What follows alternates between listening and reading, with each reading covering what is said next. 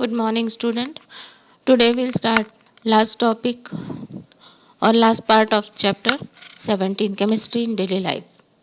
Cement. Cement is essential in construction of building. The meaning of word cement is something that binds or glues together other materials. Building construction में जो cement use किया जाता है उस cement की एक line definition हम बोल सकते हैं कि एक ऐसा सब्सटेंस है जो किसी दूसरे सब्सटेंस को क्या करता है, जोड़ के रखता है. दैट बाइंड्स और glues together other materials. Cement was first made by Joseph Aspdin. पहली बार सीमेंट बनाने वाले हैं Joseph Aspdin. He called it Portland cement because it was as hard as the limestone found in Portland. और उन्होंने उस cement को नाम दिया था पोर्टलैंड सीमेंट क्योंकि वो उतना सख्त था जितना कि पोर्टलैंड का limestone. Cement is not a chemical compound. Cement एक कोई केमिकल कंपाउंड नहीं है. It is a mixture of chemical compound such as silicates and aluminates of calcium. जबकि ये केमिकल कंपाउंड ऐसा है कि ये मिक्सचर है केमिकल कंपाउंड्स का, silicates and aluminates of calcium. Therefore, it does not have a fixed chemical composition or formula. Cement का कोई फिक्स केमिकल कंपोजिशन नहीं होता है, इसलिए उसका कोई केमिकल फार्मूला भी फिक्स नहीं होता है. The properties of cement are also not fix. और उनकी प्रॉपर्टीज़ भी फिक्स नहीं होती है. For example, it does not have a fix melting point. The percentage composition of cement is shown. C calcium oxide CaO percentage composition 61 to 65%, silica SiO2 20 to 25%, alumina Al2O3 5 to 10%, magnesia MgO 2 to 3%, iron oxide Fe2O3 1 to 2%. When fine powder of this mixture comes in contact with water, it sets into a hard substance. ये सारे जो है chemical substances ये सब add करके आपका cement बनता है. If you count this it is 100%. And ऐसा मिक्सचर जो पानी के साथ कांटेक्ट में आते ही एक हार्ड सब्सटेंस बन जाता है जिसको हम बोलते हैं आज की डेट में cement. Cement manufacture. The raw material needed in manufacture of cement are limestone, clay and gypsum. और सीमेंट मैन्युफैक्चरिंग के लिए जो हमें रॉ मटेरियल लगता है वो है आपका limestone, clay and gypsum. Clay contain large quantity of oxides of iron, aluminium and silicate. Clay जो हम बोलते हैं उस क्ले में बहुत ज़्यादा मात्रा में क्या रहता है, ऑक्साइड्स रहते हैं आयरन, एल्यूमिनियम और सिलिकॉन के. Now what are the steps in production? Let us see. 3 part limestone, 1 part clay are pulverized to fine powder separately. The powder are mixed and heated in a kiln where temperature is maintained between 1100 to 1800 degree Celsius. 3 part यानी 3 भाग limestone लेते हैं और 1 part रहता है आपका clay का. इन चारों को पूरा मिक्स करके एक फाइन पाउडर बनाई जाती है, फाइन पाउडर, और उसके बाद उसको हीट किया जाता है किल्न यानी कोई फर्नेस में, और टेम्परेचर रहता है 1100 to 1800 degree Celsius. At 1100 degree Celsius, limestone undergoes thermal decomposition and form calcium oxide. यह आपका लाइमस्टोन है जिसका केमिकल कंपोजिशन है CaCO3. जब 1100 डिग्री सेल्सियस आपकी फर्नेस में आ जाता है तो ये डिकम्पोज होकर 2 प्रोडक्ट फॉर्म करता है. एक होता है CaO that is calcium oxide and carbon dioxide. Calcium oxide react with other oxide present in clay. अब आपका जो क्ले है जिसमें ऑक्साइड्स है, आयरन के हैं, एल्यूमिनियम के हैं, तो इसके साथ ये कैल्शियम ऑक्साइड रिएक्ट करता है और फॉर्म करता है die calcium silicate twice CaOSiO2. फिर CaOSiO2 और ज़्यादा हीट करने के बाद देता है CaOSiO2 ट्राई कैल्शियम. पहले तो tri calcium silicate, then tri calcium silicate. फिर ये जो आपका ट्राई कैल्शियम ऑक्साइड है ये aluminium oxides of aluminium oxide के साथ रिएक्ट करके फॉर्म करता है tri calcium aluminate and then tetra calcium aluminoferrite. फिर वो एल्यूमिनियम ऑक्साइड और आयरन ऑक्साइड के साथ रिएक्ट करके 1500 डिग्री सेल्सियस पे टेट्रा कैल्शियम एल्यूमिनोफेराइड फॉर्म करता है. तो जो क्ले में आपके ऑक्साइड्स है, ऑक्साइड्स ऑफ आयरन है, सिलिका है, आयरन है। इन तीनों के साथ कैल्शियम ऑक्साइड जो थर्मल डिकम्पोजिशन के द्वारा मिला है वो रिएक्ट करता है और फिर डाई ट्राई टेट्रा कैल्शियम एल्यूमिनोफेराइड इस तरह से फाइनली एक प्रोडक्ट फॉर्म करता है। The aluminate and silicate mixture obtain from the furnace is in a form of small hard balls और पेबल्स इज कॉल्ड क्लिंकर। और जब वो हीट होके पूरी तरह से हमें मिलता है एल्यूमिनेट एंड सिलिकेट, जो मिक्सचर हमें मिल रहा है tri calcium silicate, die calcium silicate या फिर ट्राई कैल्शियम एल्यूमिनेट, ये जो मिल रहा है वो हमें छोटे छोटे बॉल्स के फॉर्म में मिल रहा है, पेबल्स के फॉर्म में मिल रहा है, जिसको हम बोलते हैं clinker. Clinker is cooled and 2 to 3% gypsum CaSO4 twice H2O is added to it and this mixture is pulverized into a fine powder। फिर वो जो क्लिंकर यानी छोटे छोटे बॉल्स हमें मिले हैं वो जिप्सम के साथ मिलाए जाते हैं, ऐड किए जाते हैं या फिर उसमें जिप्सम ऐड किया जाता है और फिर उसको पल्वराइज यानी बारीक किया जाता है फाइन पाउडर में। ये देखिए यहाँ पे चिमनी है। Raw material you are adding, raw material आप क्या ऐड करते हो इसमें? Calcium carbonate and clay. तो वो जो पहली स्टेप में तो आपका 4 स्टेप में हो रहा है, तो पहली स्टेप में क्या हो जाएगा आपका जो CaCO3 है डिकम्पोज होगा CaO प्लस CO2 में। फिर ये जो CaO आया है वो क्या करेगा, oxides of aluminium, oxides of silicon and oxides iron जो कि आपके क्ले में प्रेजेंट है उनके साथ रिएक्ट करके di calcium silicate, tri calcium silicate, then tetra calcium aluminate, इस तरह से ये फॉर्म करते जाएगा और आपको क्लिंकर फॉर्म में छोटे छोटे बॉल्स के फॉर्म में वो प्रोडक्ट मिलेगा। और फिर उसको हम कूल करेंगे उस प्रोडक्ट को और फिर उसमें 2 to 3% जिप्सम हम ऐड करके फिर उसको पल्वराइज किया जाएगा फाइन पाउडर में, जो हमें देगा cement. Setting of cement. When cement is mixed with sand and water and left for some time, it sets and become as hard as rock। जब सीमेंट को हम रेत और पानी के साथ मिलाते हैं और थोड़ी देर इसको सेट कर देते हैं तो वो इतना हार्ड हो जाता है जैसे कि कोई rock. Gypsum is added to cement to slow down the setting process. और जिप्सम हम इसलिए ऐड करते हैं ताकि वो जो सेटिंग प्रोसेस है वो तुरंत होने वाला था उसका थोड़ा सा स्पीड क्या हो, कम हो, उसका रेट कम हो, इसीलिए उसमें 2 to 3% क्या करते हैं, जिप्सम ऐड करते हैं।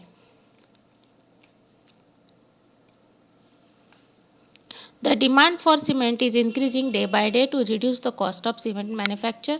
These days, industrial waste materials such as fly ash are used to produce cement. In some country, rice bran ash is also used to make cement because it has high quantities of silica।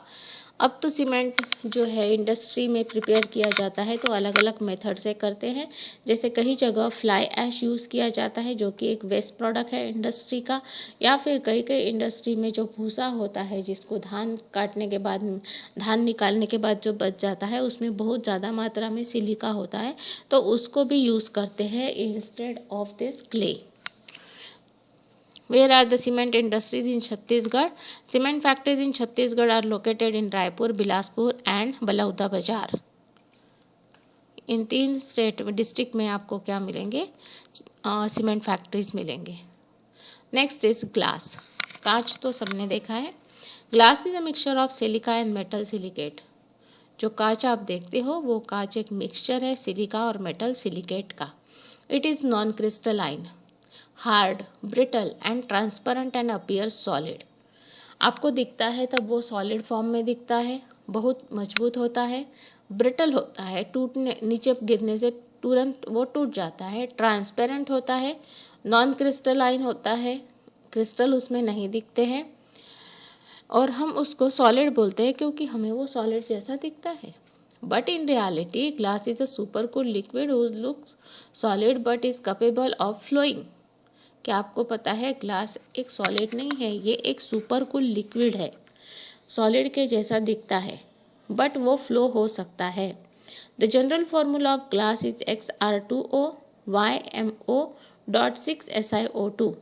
R is monovalent alkali metal such as sodium, potassium and M is divalent metal।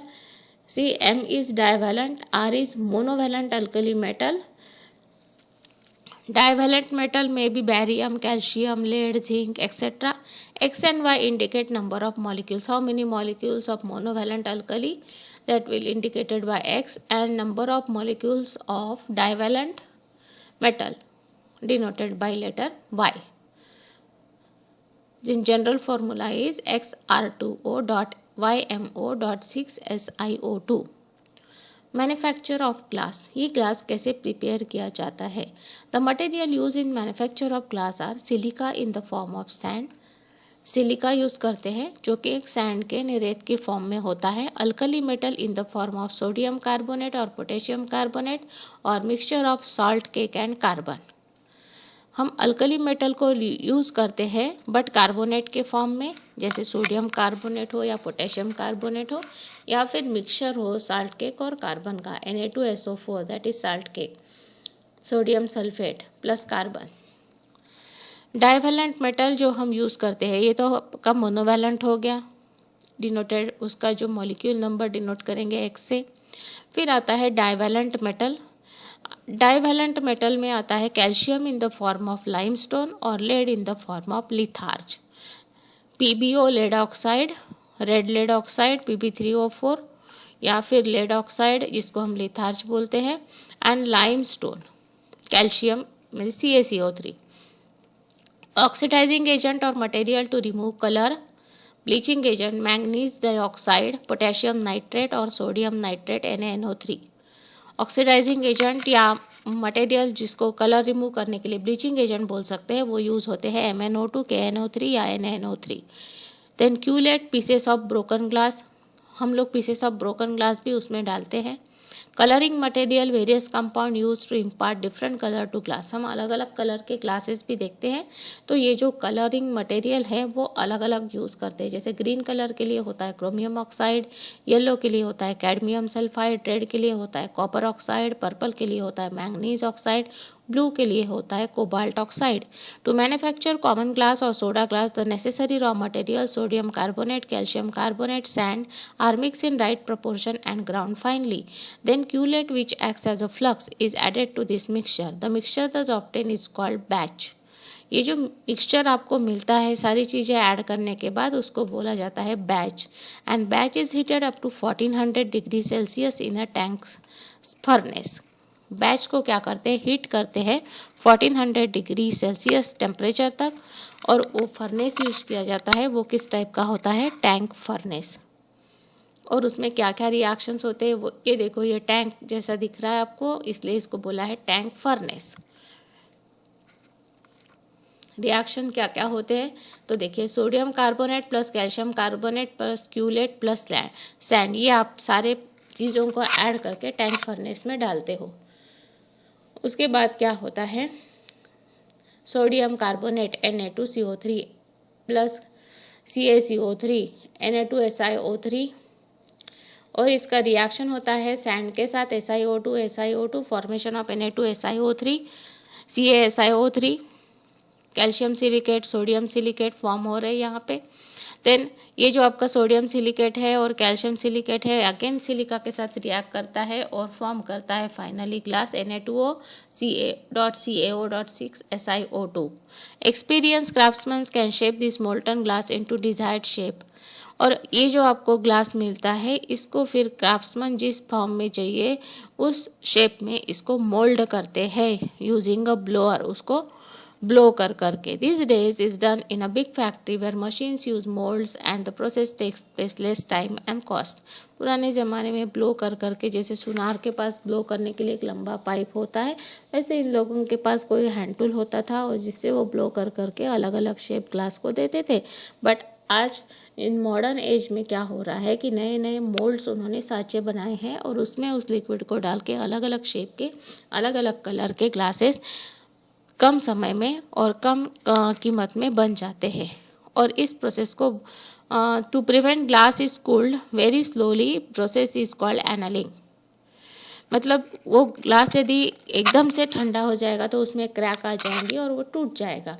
तो ऐसा ना हो, इसके लिए glass को क्या करते हैं, धीरे धीरे ठंडा होने देते हैं और उस प्रोसेस को बोला जाता है annealing. To prevent this glass from breaking or crack, it is cooled very slowly and the process is called annealing. Why gypsum added to cement, cement में जिप्सम क्यों ऐड किया जाता है 2 to 3%, ताकि उसका सेटिंग प्रोसेस जो है वो स्लो हो. Why are cullet use in glass manufacture, cullet मतलब ब्रोकन ग्लास पीसेस क्यों ऐड किए जाते हैं.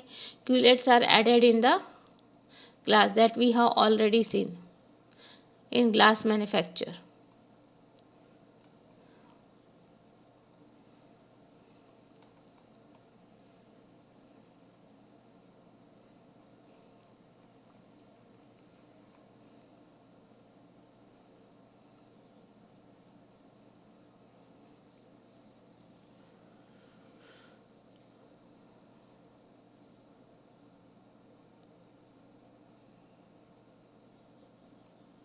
Culate pieces of broken glass.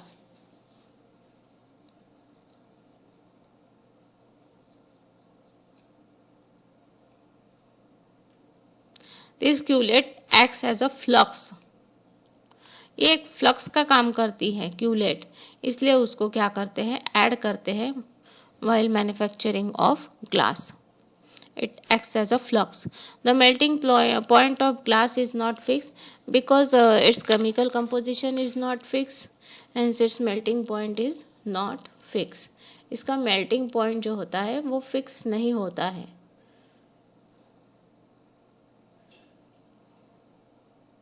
यहाँ पे कोई रिएक्शन में इन्होंने मेल्टिंग पॉइंट नहीं दिया है. तो आप कितने प्रपोर्शन में किसको ले रहे हो उसके ऊपर क्या करते हैं. एक ऑलरेडी सुपर कूल्ड क्या है, लिक्विड ही है.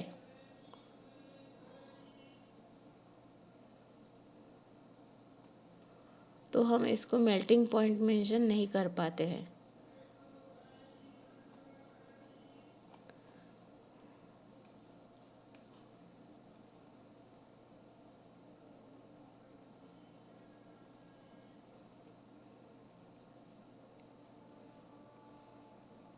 यहाँ पे देखो कहीं मैं टेम्परेचर मेंशन नहीं किया है क्योंकि इसमें कंपोजिशन जो है वो डिफरेंट रहता है, तो हम मेंशन नहीं कर पाते कि इसका मेल्टिंग पॉइंट फिक्स हो. अलग अलग केमिकल कंपाउंड का मेल्टिंग पॉइंट अलग अलग होता है. Next is soap and detergent. Take 2 test tube and label them A and B respectively. आपको 2 टेस्ट ट्यूब लेना है जिसको नाम देना है A and B. Take 10 ml of distil और soft water in each test tube. दोनों टेस्ट ट्यूब में आप सॉफ्ट वाटर या फिर डिस्टिल वाटर ले लो. कितना लेना है, 10 ml. To each test tube add 4 drops of cooking oil. जो घर में खाने के लिए यूज़ किया जाता है ऑयल, उस ऑयल के 4 ड्रॉप आप दोनों टेस्ट ट्यूब में ऐड कर दो. Add a few drop soap solution to test tube B. और फिर टेस्ट ट्यूब बी में आप थोड़ा सा सोप सॉल्यूशन यानी साबुन का पानी ऐड करोगे. Shake both the test tube vigorously for some time duration. फिर थोड़ी देर दोनों को अच्छे से शेक करोगे, हिलाओगे. And look for separate level water and oil layer in both the test tube immediately after you stop shaking them. जैसे ही आप उसको शेक करना स्टॉप कर दोगे तो आप देखोगे कि ऑयल और वाटर दोनों लेयर अलग अलग हो चुकी है, मतलब ऑयल फ्लोट होने लगता है पानी के ऊपर. Leave the test tube undisturbed. थोड़ी देर उसको वैसे ही रख दोगे. Did the layer of oil separate out from water and in which test tube did it separate out first. This activity shows that role of soap in cleaning. Dirt is oil. तो ये हमें पता चल जाता है कि अब इसमें सोप का क्या फॉर्म होता है, मतलब दोनों लेयर को वो सेपरेट कर दिया है. Actually density of oil is less than density of water, that's why it floats on water and you will get 2 separate layer oil and water. But अब जब हमने उसमें क्या किया है, सोप वाटर को ऐड किया या सोप सॉल्यूशन को ऐड किया, तो अब इससे क्या पता चला हमें, role of soap in cleaning. तो ये सोप जो आप यूज़ करते हो कपड़े धोने के लिए, ये क्लीनिंग कैसे करता है. Let us see. Usually dirt is oily in nature. आपके इसमें जो दाग लगे रहते हैं कपड़ों में वो जनरली ऑयली नेचर के होते. And oil does not dissolve in water. हमें पता है कि पानी में ऑयल घुलता नहीं है. The molecules of soap are sodium और potassium salt of long chain of carboxylic acid denoted by RCOOM. Are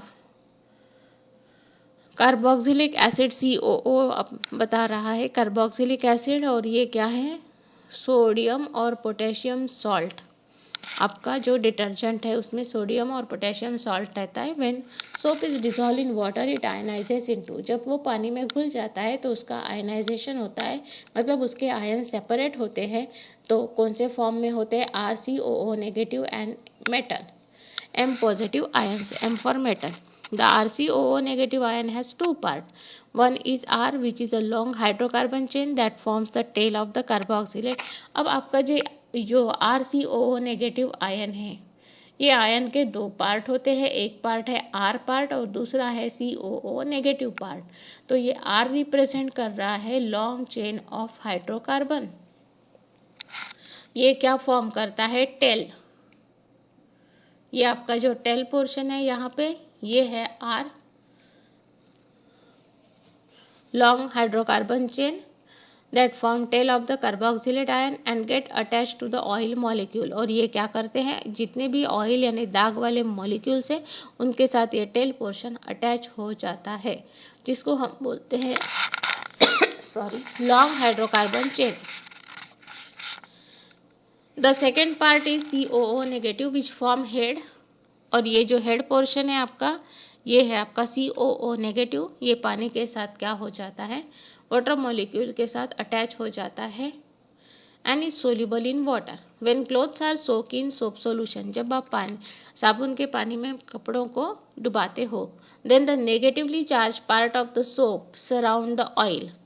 ये जो नेगेटिवली चार्ज पार्ट है ये पूरा क्या हो जाएगा? ऑयल जितना भी उस दाग में है उसके इर्द गिर्द फैल जाएगा। अ sphere is form around the oil drop.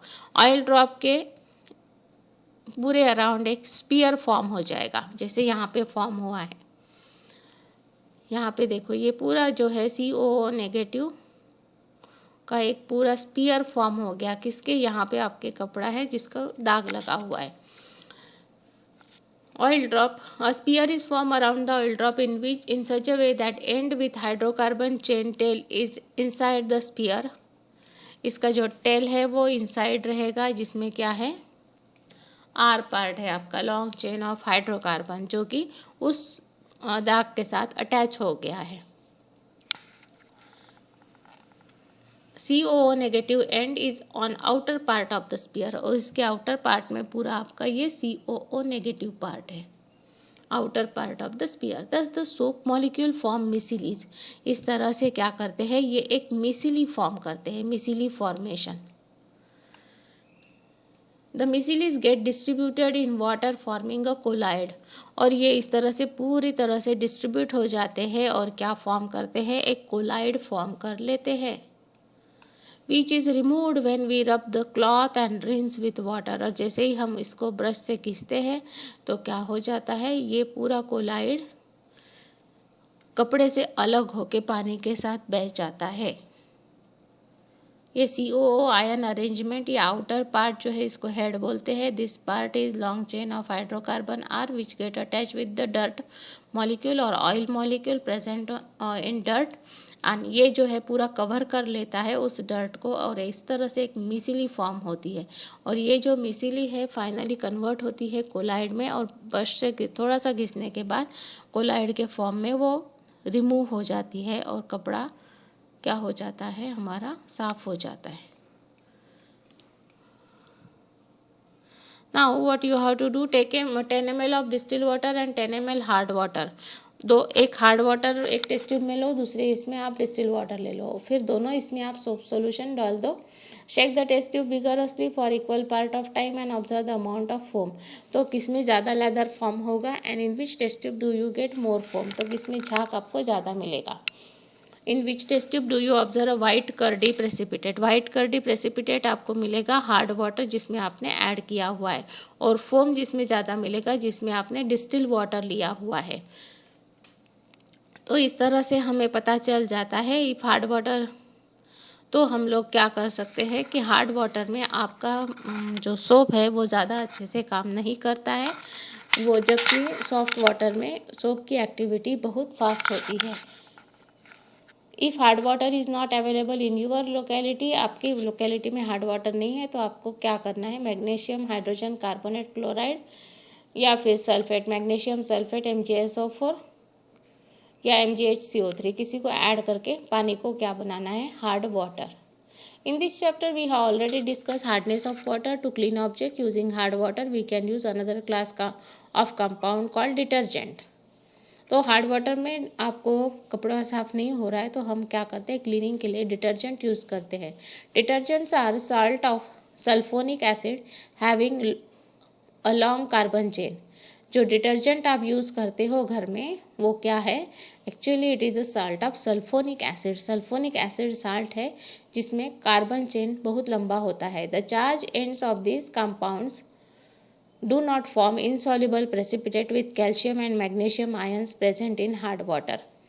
ये जो चार्ज एंड्स है दोनों कार्बन के, ये क्या करते हैं, इंसॉल्युबल प्रेसिपिटेट नहीं फॉर्म करते हैं कैल्शियम एंड मैग्नीशियम आयन के साथ। दस they remain effective in hard water. इस तरह से वो हार्ड वाटर में भी इफेक्टिव रहते हैं। इसलिए हार्ड वाटर में जनरली हम लोग क्या करते हैं कि डिटर्जेंट्स यूज़ करते हैं। ये डिटर्जेंट शैम्पू बनाने के लिए भी यूज़ करते हैं, for other product for cleaning fabric, और फैब्रिक क्लीनिंग के लिए भी यूज़ किया जाता है। इन 2 separate test tube take about 10 ml hard water each. Add 5 drops of soap solution to one and 5 drops of detergent solution to other. Shake both the test tube. Do the both test tube have the same amount of foam? आपको क्या करना है, दोनों इसमें hard water लेना है, फिर उसमें आपको दोनों को इसमें सोप सॉल्यूशन डालना है, साबुन का पानी, और फिर एक इसमें आप क्या करोगे, एक इसमें सोप सॉल्यूशन डालोगे, दूसरे इसमें आप डिटर्जेंट डालोगे, डिटर्जेंट पाउडर डालोगे। देखोगे किसमें लेदर ज़्यादा फॉर्म होगा, जिसमें डिटर्जेंट ऐड किया हुआ है उसमें ज़्यादा लेदर फॉर्म होगा, और कर्डी सब्सटेंस जो है आपको किसमें मिलेगा, जिसमें आपने सोप सॉल्यूशन ऐड किया हुआ है। What can you conclude if we compare cleansing action. तो इससे हमें पता चलता है कि डिटर्जेंट यूज़ हार्ड वाटर में भी वर्क करता है, और वो क्या करता है, once again do not form insoluble precipitate with calcium and magnesium ions present in water, hard water. Cleansing action of soap and detergent in hard water, and detergents are non-biodegradable, thus increase water pollution. They should be use in moderation. ये जो detergent हम use करते हैं ये क्या होते हैं, non biodegradable, इनका बाद में डिग्रेडेशन नहीं होता है, तो वो वाटर को पोल्यूट करते हैं, इसलिए हमें उसमें कम मात्रा में ही यूज़ करना ठीक रहेगा। Can you use detergent to determine if a given sample of water is hard or not? Yes, we can test the given sample of water hard or not by using detergent. When washing clothes after applying soap, we either scrub with a brush or beat cloth over a stone or beat them with a stick. Why do we need to scrub clothes to clean them? जब हम कपड़े साबुन के पानी में धोते हैं तब उसके ऊपर हम ब्रश से घिसते हैं, क्यों, तो वो जो कोलाइड फॉर्म हुआ है डर्ट का उसको रिमूव करने के लिए, right. Now our chapter is complete. You write down answers of this question in your chemistry copy. Thank you.